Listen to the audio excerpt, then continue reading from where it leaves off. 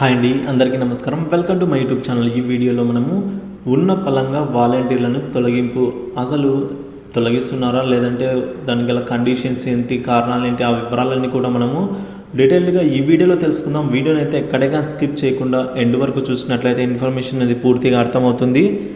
అలాగే వీడియో నచ్చినట్లయితే తప్పకుండా లైక్ చేయండి. చాలామంది లైక్ చేయడం మర్చిపోతున్నారు.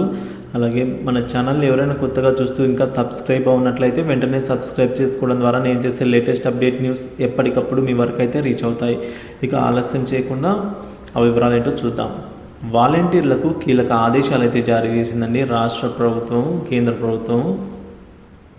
వాలంటీర్లను ఎన్నికల విధుల్లో ఉపయోగించరాదు అని సచివాలయాల శాఖ డైరెక్టర్ శివప్రసాద్ అధికారులను అయితే ఆదేశించారు. ఈ మేరకు అన్ని జిల్లాల కలెక్టర్లకు ఆయన ఈ విధంగా స్పష్టం చేసి తెలిపారండి. అసలు వాలంటీర్లను ఎన్నికల విధులకు దూరంగా ఉంచాలని, ఎన్నికల ప్రక్రియకు వాలంటీర్లను చాలా దూరంగా ఉంచాలని అయితే సూచించారు. సో వాళ్ళకి ఎటువంటి సంబంధం లేదు ఎన్నికలతోనైతే కరాఖండిగా చెప్పేశారండి. ఇక రాబోయే అంటే ఏవైతే ఎలక్షన్స్ ఉన్నాయో ఏప్రిల్లో, సో వాటికి పోటీ చేసే అభ్యర్థులను పోలింగ్ ఏజెంట్లుగా కూడా వినియోగించకూడదు అని అన్నారు ఆయన.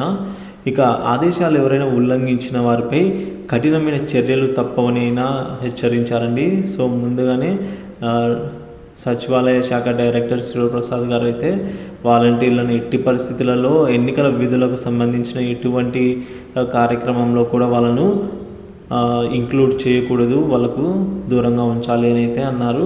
సో అలాగే పోటీ చేసే అభ్యర్థులను పోలింగ్ ఏజెంట్లుగా కూడా వినియోగించకూడదని తెలపడం జరిగింది.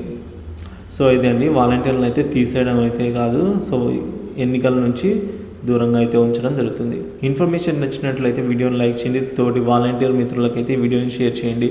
ఇలాంటి మరిన్ని ఇన్ఫర్మేటివ్ వీడియోస్ కోసం మన ఛానల్ తప్పకుండా సబ్స్క్రైబ్ చేసుకొని ఫాలో అవుతుండండి. Thank you for watching this video.